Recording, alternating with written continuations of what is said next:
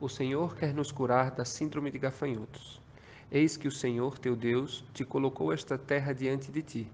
Sobe, possui-a como te falou o Senhor, Deus de teus pais. Não temas e não te assustes. Deuteronômio 1:21. Precisamos ser ousados em nossa confiança em Deus para conquistar as nossas vitórias, não importando o tamanho dos nossos opositores. Todos os acontecimentos bíblicos do passado, embora literais, têm um sentido que prefigura as coisas futuras. São sombras das coisas vindouras. O versículo que lemos, por exemplo, está em um contexto maior, que vai até o versículo 30. Interessante ler todo o relato. A narrativa trata de um fato que antecedeu a entrada do povo de Israel na Terra Prometida. O Senhor havia resgatado o povo do Egito com mão poderosa, com sinais e prodígios. O povo saíra do Egito debaixo da promessa de Deus, que seria levado para uma terra que manava leite e mel.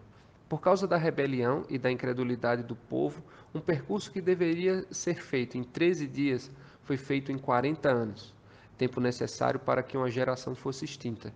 O povo andava em círculos o tempo todo. Só a nova geração herdou a terra da promessa. O texto lido mostra o relatório dos espias que, além de difamar a Deus, contaminou a nação inteira.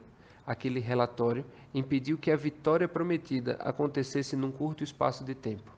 O cerne da questão aqui é: bênçãos ordenadas para nós têm sido postergadas por causa da nossa postura incrédula, rebelde e murmuradora.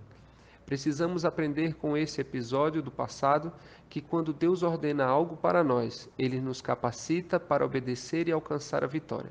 Os mandamentos do Senhor não são penosos. Outro dia vi escrito em algum lugar: o melhor de Deus ainda está por vir. O melhor de Deus já veio, foi seu Filho Jesus, o conquistador por excelência.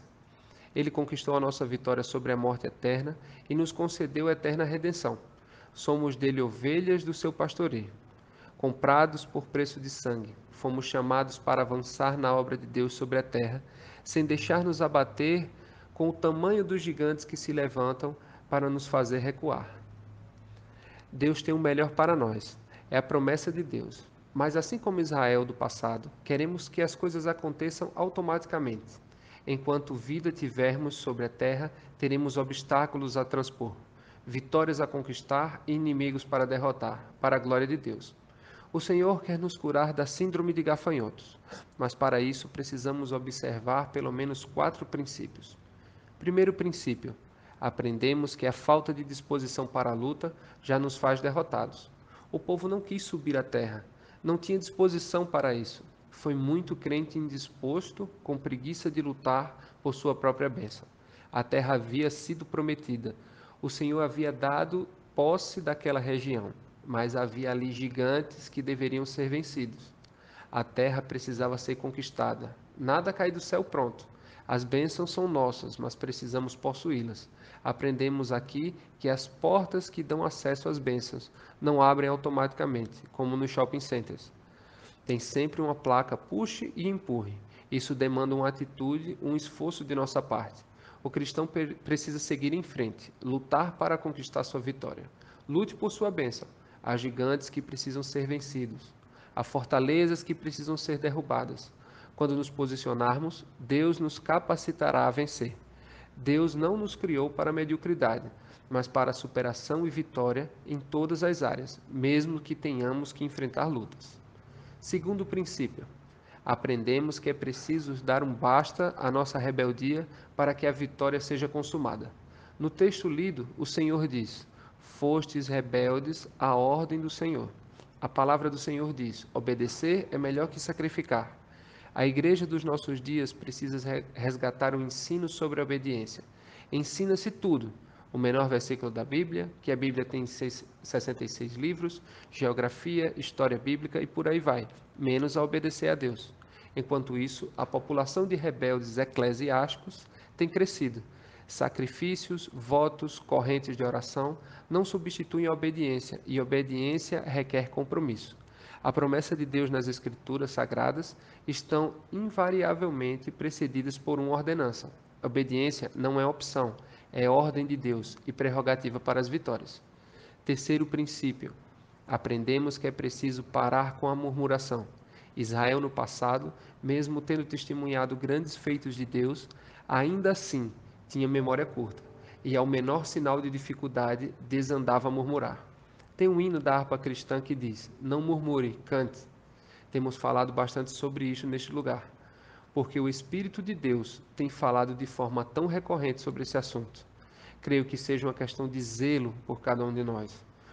Quanta derrota poderia ser evitada se não fosse a ação maléfica das nossas murmurações? Quarto princípio: aprendemos que é preciso lançar fora todo medo. O Israel indisposto e murmurador também teve medo, por isso perdeu a bênção. Toda a geração de murmuradores medrosos pereceu no deserto por causa do pavor de seus inimigos. Medo é derrota antecipada. Você quer isso para a sua vida? Essa história nos serve de alerta. Aqueles espias confirmaram o que Deus havia dito sobre a terra, mas acrescentaram a sua opinião e contaminaram o povo com o que eles achavam. Quantas vezes nós encontramos pessoas usadas por Satanás para nos causar medo com seus achismos inoportunos? Quando Deus ordena, não temos que achar nada, só temos que seguir em frente na força, na força que o Senhor supre. O nosso relacionamento intenso com Deus dissipa todo medo. Deus quer curar você da síndrome do gafanhoto, o que nos tem impedido de conquistar as vitórias que Deus já ordenou para a nossa vida. Hora de checar nossos depósitos espirituais. Será que não tem faltado disposição para orar, para vencer as tentações, para investir tempo na presença de Deus? Será que não tem faltado ousadia para usar a autoridade de Jesus e, consequentemente, faltado disposição para trabalhar, para estudar, para produzir e progredir para a glória de Deus? Será que não temos de maneira indolente nos conformado com a mediocridade? É tempo de acordar e correr atrás do seu prejuízo. Será que não temos sido rebeldes e andado na contramão da vontade de Deus? Arrependamo-nos e nos voltemos para Deus, que é rico em misericórdia e se compraz em perdoar. Não permitamos mais que o medo e o comodismo paralisem a nossa vida. Nádia Malta.